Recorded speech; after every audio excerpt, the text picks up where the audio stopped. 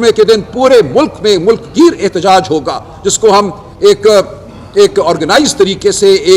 ایک سلیقے سے ہم آگے لے کر چلیں گے، پرامن طریقے سے آگے لے کر چلیں گے، لیکن یہ ایک بھرپور احتجاج ہوگا، کوئی غلط فہمی میں نہ رہے۔ آپ اگر ہمیں منظر سے ہٹاتے ہیں تو ایک ایسا انتشار اس ملک میں برپا ہوگا جو آپ کو بھی بہا کر لے جائے گا۔